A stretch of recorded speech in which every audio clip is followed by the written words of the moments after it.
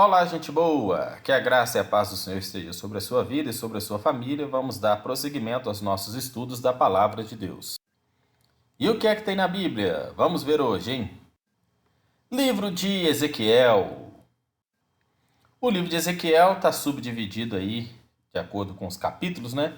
No capítulo 1 fala sobre a visão do profeta, capítulo 3 fala sobre anunciar a verdade, no capítulo 4, exortação a Israel e Judá, no capítulo 13 vai falar sobre os falsos profetas, capítulo 20, as consequências do pecado, capítulo 24, a morte da esposa, né, do Ezequiel, no capítulo 26, ruínas e profecias contra Tiro, no capítulo 31, destino do Egito, no capítulo 34, Deus como grande pastor, no capítulo 37, mais conhecido, o Vale dos Ossos Secos, no capítulo 43, a restauração de Israel, e o Senhor está aqui no capítulo 48. Quem foi o profeta Ezequiel? Vamos conhecê-lo. Ezequiel foi um sacerdote que estava entre os judeus cativos levados para a Babilônia pelo rei Nabucodonosor em aproximadamente 597 a.C. Ezequiel, profeta das visões, estava entre os cativos de Judá junto ao rio Quebar, na terra dos caldeus, na Babilônia. Ele era de uma família sacerdotal, passou os primeiros 25 anos da sua vida em Jerusalém, ou seja, ele estava se preparando para o ofício sacerdotal do templo quando o povo foi levado cativo à Babilônia em 597 a.C. Uns 5 anos mais tarde, aos 32 anos, Ezequiel recebeu sua chamada profética da parte de Deus e a partir daí ministrou fielmente durante 22 anos, pelo menos. Ezequiel foi contemporâneo de Jeremias e Daniel.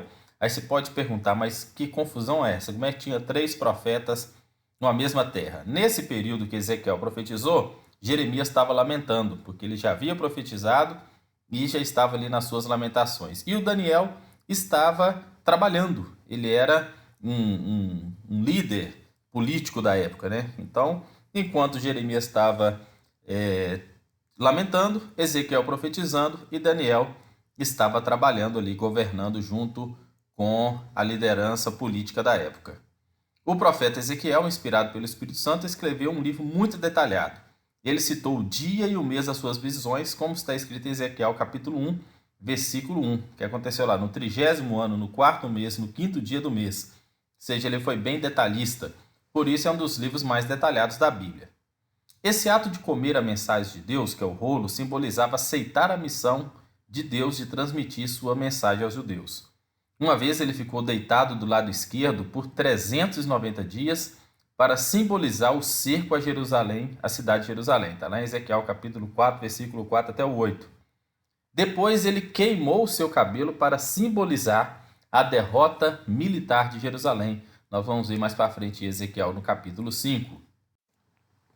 Quando Deus pediu que o profeta Ezequiel cozinhasse sua comida com fezes humanas, o profeta recusou porque o excremento humano era considerado impuro. Imagina só, você faz ali uma comida muito gostosa e Deus manda, coloca um pouquinho de fezes. É terrível, hein? O sinal na testa do profeta Ezequiel era o tal, a última letra do alfabeto hebraico. Aqueles que na visão não apresentavam esse sinal eram mortos. Está lá em Ezequiel capítulo 9. Nos tempos antigos, o povo esfregava sal nos recém-nascidos. Era como se fosse algo assim para proteger ali das doenças.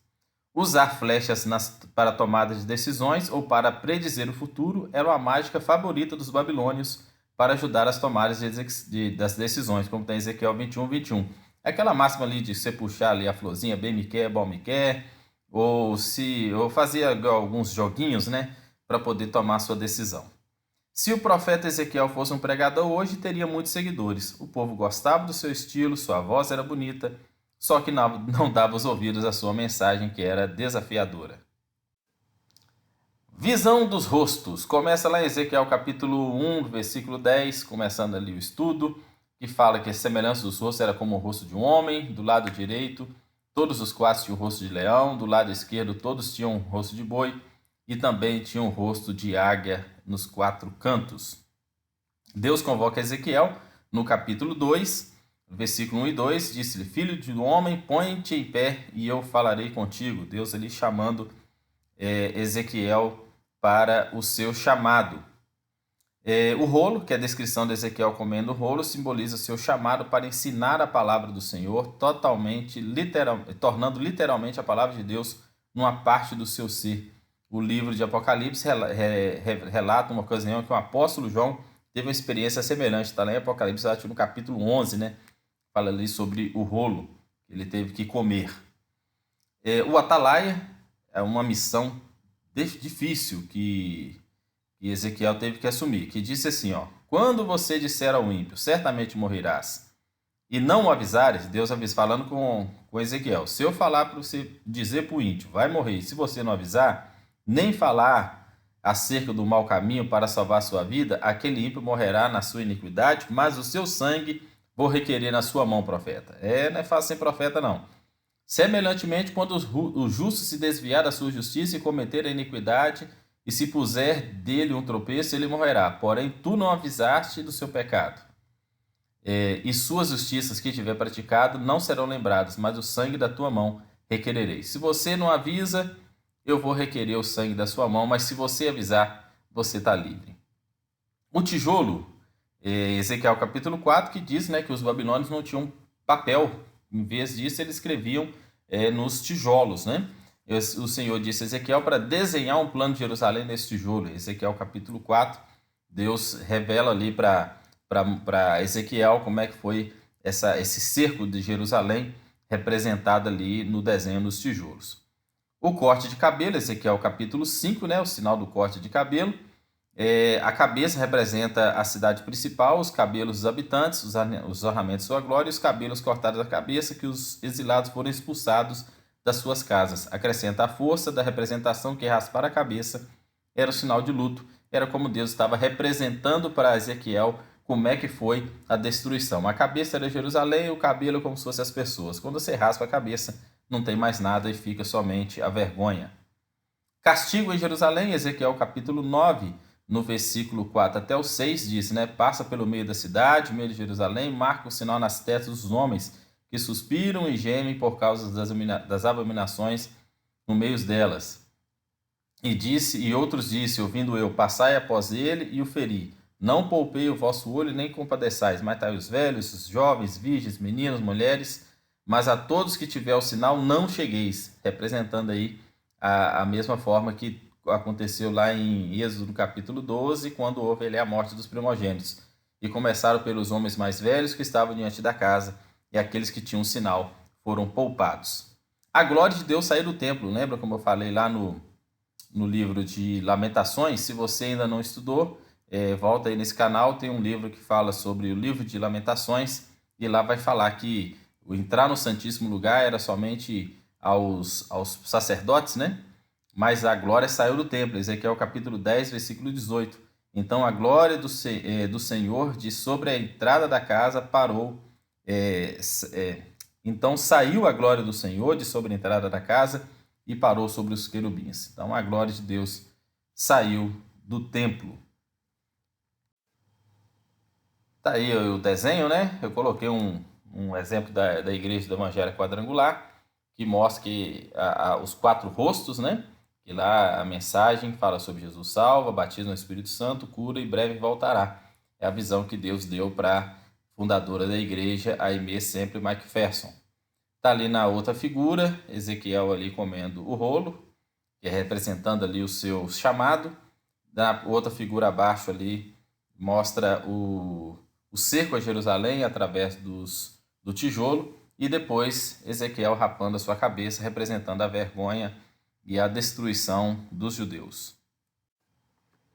Continuando aí as curiosidades do livro de Ezequiel, no capítulo 11, vai falar sobre a restauração do pós-exílio. Deus falando aí que ainda tem uma esperança. Eles dariam um só coração e um espírito novo, porém, dentro deles. Tirarei da sua carne um coração de pedra e lhes darei um coração de carne para que andem dos meus estatutos e eu lhes serei por Deus, eles serão o meu povo.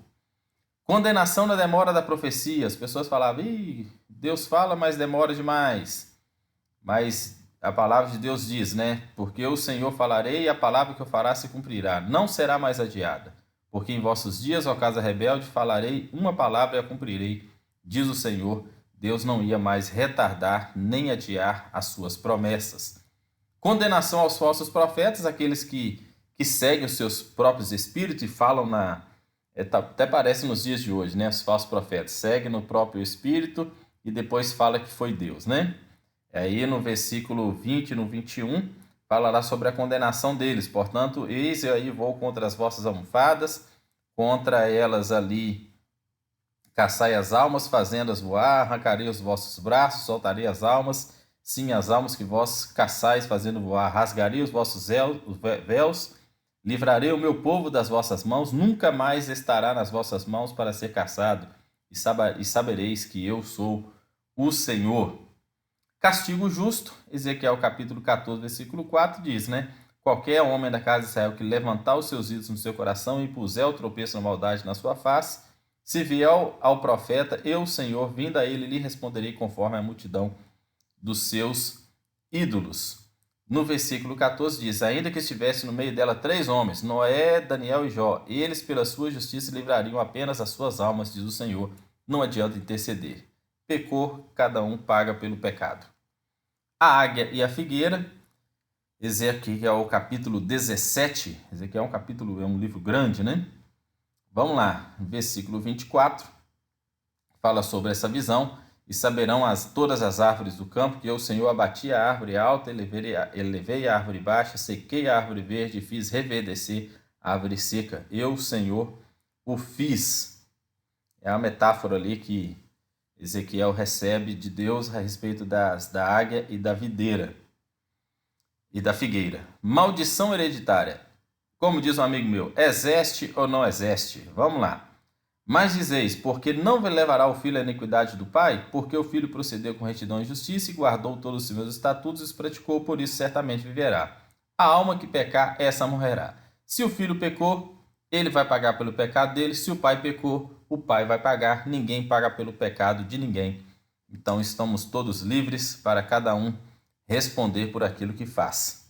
O povo não estava mais vigilante, né? Ezequiel capítulo 2, 22, né? No versículo 30, fala sobre isso, da falta de vigilância. Busquei dentre eles um homem que estivesse tampando o muro, estivesse na brecha perante mim por essa terra, para que eu não a destruísse, porém ninguém achei. Deus justificando ali a Ezequiel, falando, Senhor, mas será que não tinha ninguém que poderia estar, né, na presença do Senhor, algum líder, algum sacerdote? E nessa época da destruição de Jerusalém, estava todo mundo corrompido, os reis, os sacerdotes, os levitas, coisas terríveis.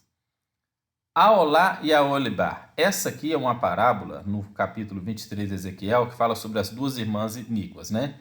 Aolá é a Israel e a Aolibá é Jerusalém, onde ali conta que elas se prostituíram, mas essa prostituição que está descrita aqui é uma prostituição espiritual, onde permite-se que se faça o que quiser, mas faltando com respeito a Deus e aos mandamentos. A panela enferrujada, que em Ezequiel capítulo 24, conta ali, né, sobre a ferrugem simboliza o pecado enraizado pelo povo, que mesmo passando por tribulações grandes, não se tornou são. A brasa queimando a panela por lá de fora é o externo, né, que não foi suficiente para remover a ferrugem. O arrependimento é o sentimento que vem do interior do homem e é somente através dele que é possível obter a purificação do pecado. Deus pede para o homem, né, para o Ezequiel, pôr fogo nessa panela, colocar pedaços de carne, mas não ia adiantar porque a comida ia ficar contaminada devido à ferrugem estar no fundo da panela. A morte da mulher de Ezequiel, no capítulo 24, no versículo 16, Deus fala com Ezequiel, sua mulher vai morrer, né, você não vai chorar, nem vai se lamentar por ela. Por quê? Assim vos servirá Ezequiel de sinal, conforme tudo quanto ele fez, fareis. Quando suceder, sabereis que eu sou o Senhor teu Deus, que falou, não tereis, diz a casa de Israel, eis que eu profanarei o santuário, a glória da vossa força, o desejo dos vossos olhos, o anelo das vossas almas, os vossos filhos, as vossas filhas que deixastes cairão a espada. É Deus falando, vai sofrer por causa do pecado, não adianta chorar, não adianta sofrer, porque isso já deveria acontecer.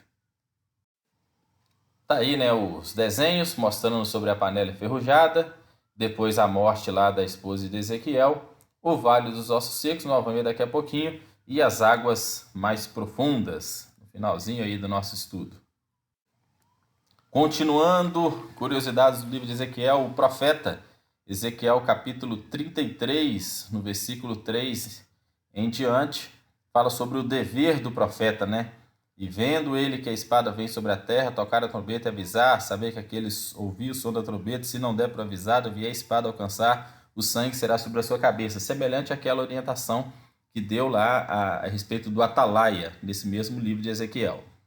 Deus, que é o bom pastor, Ezequiel capítulo 34, versículo 11, diz: porque assim diz o Senhor Deus, eis que eu mesmo procurarei pelas minhas ovelhas e as buscarei. E logo lá na frente, Jesus, o bom pastor, Ezequiel 34, 23, que diz: e suscitarei sobre elas um só pastor, e ele as apacentará. O meu servo Davi, que Jesus era da descendência de Davi, é que as apacentará, ele servirá de pastor. Eu, Senhor, lhe serei por meu servo, Davi será o meu príncipe no meio delas, eu, Senhor, o disse. Glória a Deus. Israel restaurada, Ezequiel 36, no versículo 26 a 28, promessa de que dará um coração novo, porém dentro de vós um espírito novo, vai tirar o coração de carne, tirar o coração de pedra e colocar um coração de carne, e habitareis na terra que eu darei aos seus pais, e vós sereis meu povo, eu serei o vosso Deus. Novamente, Deus profetizando bênçãos e restauração a Israel. Ezequiel 37, a visão do Vale dos Ossos Secos, representa a restauração de Israel. No tempo em que Ezequiel recebeu essa profecia, o povo judeu estava exilado no Império Babilônico e Jerusalém estava destruída. Não havia mais esperança, o povo se sentia morto, abandonado por Deus, como aquele vale de ossos secos. No entanto, Deus prometia que ia mudar a situação. Uma só nação, Ezequiel capítulo 37, é algo aqui interessante que eu quero destacar. E farei deles uma nação na terra, nos montes de Israel, e serei rei de todos. Nunca mais serão duas nações, nunca mais no futuro se dividirão em dois reinos. Aqui nós temos duas justificativas. A primeira é que o reino foi dividido logo após a morte de Salomão. O reino do norte e o reino do sul. Deus prometendo que seriam um único povo. Mesmo após a restauração de Israel, você pode voltar aqui nesse mesmo canal e pegar lá o estudo do livro de Esdras, de Esté e de Neemias, conta que o povo ainda continuou separado, continuou tendo os samaritanos. No tempo de Jesus, Jesus uniu esse povo. Jesus foi a Samaria, lá em João capítulo 4, conta a história da mulher samaritana, onde Deus une o povo. Mas hoje, a gente pode também observar lá em livro de 1 Coríntios, capítulo 11, se não me falha a memória, quando fala que Deus vai enxertar o povo, Deus vai juntar todos, e isso não seria só essa questão da nação de Israel dividida, mas os judeus, que são o povo escolhido por Deus, e nós, os gentios, que fomos enxertados nessa oliveira verdadeira. Deus sendo o Pai de todos nós e nos dando também a oportunidade de sermos salvos e fazer parte dessa grande família. Aleluia!